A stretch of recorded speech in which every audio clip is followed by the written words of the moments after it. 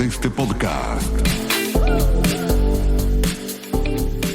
¿Qué tal? ¿Cómo están ustedes? Gracias por la invitación, como siempre. Por favor, Alberto, un placer. ¿Cómo tomás este veto confirmado y este veto rechazado? Bueno, en el contexto de lo que estábamos imaginando que podía suceder, es decir, un gobierno nacional que no tiene mayoría parlamentaria propia y que inclusive tiene muchas dificultades para conseguir ese tercio que se necesita para confirmar eventualmente un veto, creo que el gobierno ha sido ganancioso en ese proceso, ¿no? Porque el tema más picante, el tema que más complicaciones le podía traer al equilibrio fiscal, era el tema jubilatorio, que es donde efectivamente consiguió sostener el veto, y en el tema de la discapacidad, ahí no consiguió el número suficiente para sostenerlo y tiene todavía una estrategia alternativa que pasa por judicializar la decisión del Congreso, que obviamente será un tema controversial, pero que todavía le genera alguna expectativa de poder detener esa parte del proceso legislativo que obviamente no encaja con las intenciones que tiene el gobierno nacional de cerrar las cuentas fiscales como prioridad para combatir la inflación. Te diría que en ese contexto, creo que ayer sí hubo un ganador, ese 1-1, hay que leerlo en el contexto económico y las razones que el gobierno esgrimió para sostener el veto que el presidente llevó adelante. Ahora, Alberto, la parte fundamental acá será y es la relación con los gobernadores, porque se necesita mucho de buena relación. Tenemos también después de lo que fueron las listas oficialistas, de que los candidatos que se dieron a conocer, y esta buena relación, me parece que también hay mucho de ello. Hay mucho de eso y también hay mucho de un tiempo electoral, ¿no? Estamos, como bien decían ustedes, en momentos muy próximos a lo que fue el cierre de las listas para diputados nacionales y senadores nacionales en todo el país. Eso, por supuesto, dejó a alguna gente contenta y a alguna gente herida en el ámbito político.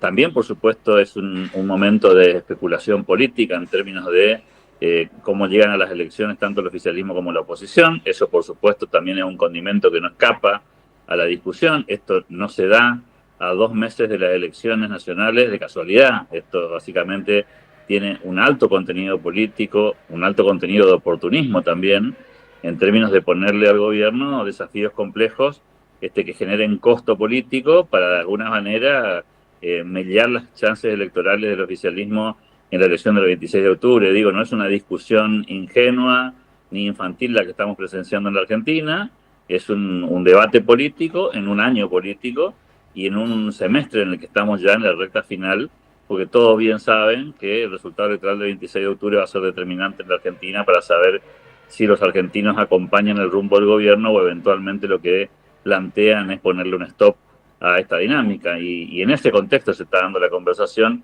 Bien decían ustedes, esto habilita a mejorar el vínculo entre los gobernadores y el gobierno nacional, a que haya otro tipo de conversación. Ayer hubo algunos síntomas en esa dirección, tanto a favor como en contra, en la primera votación como en la segunda. No se olviden que en la segunda votación, donde se consigue sostener el veto, no solo se notó la mano del apoyo de los gobernadores que tienen buena sintonía con el gobierno nacional, sino también se notó alguna conversación con otros gobernadores con los que eventualmente no hay tan buen diálogo, pero que colaboraron de otra manera, ¿no? Con algunas abstenciones, algunas ausencias, que no se explicitaron en el voto directo del apoyo al veto presidencial, pero que sí colaboraron visiblemente, no veo casualidades ahí, para que finalmente el resultado haya sido el que vimos ayer. Alberto, en materia de discapacidad, ahora va a depender la suerte del Senado, donde obviamente comienza también el voto a voto. Guillermo Francos ya anticipó de que no hay con qué hacer frente. En el caso de que se confirme, ¿esto iría a terreno judicial? Bueno, es la estrategia que adelantó el presidente de la Nación ya hace algunos meses atrás. Ustedes recordarán cuando salió la ley del Congreso de ambas cámaras, en vistas de lo que podía pasar con un eventual veto, se planteó toda la estrategia. La primera pasaba por esta, vetar las leyes en el máximo plazo que le permitía la legalidad al presidente, es decir, extendiendo al máximo los plazos para poder postergar un poco la discusión. Eso finalmente se dio. Y el siguiente camino pasa por evitar primero que el Senado consiga celeridad y finalmente, si sucede lo que parecería obvio, porque el Senado es la Cámara más adversa para el oficialismo, recordemos que tiene solamente 7 senadores y sobre un total de 72, y aún con los aliados están muy lejos de conseguir el tercio que se precisa para evitar el avance de la ley.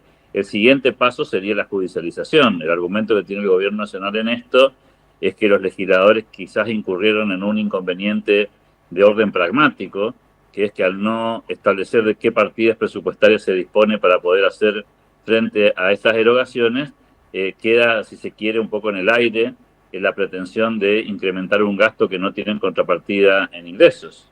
Y esa va a ser seguramente la argumentación jurídica para que, bueno, sea finalmente la justicia la que determine si esta ley es o no es constitucional. Después veremos también allí cómo se dan los plazos de la justicia. Habitualmente la justicia en Argentina suele ser lenta, no suele resolver este tipo de situaciones tan rápidamente. Veremos si en esta ocasión se repite esa historia o si circunstancialmente el Poder Judicial resuelve con velocidad en alguna dirección, ¿no? Validando la ley o eventualmente planteando la nulidad o la inconstitucionalidad por esta cuestión que será el argumento que utilizará el oficialismo para plantarse y evitar que avance la aplicación de esta norma.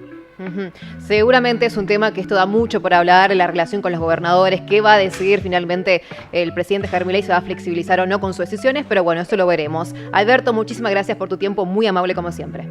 A ustedes por la gentileza. Nordeste Podcast. Los mejores momentos de la radio de tu vida. Nordeste y vos. ¿Conectados? Siempre.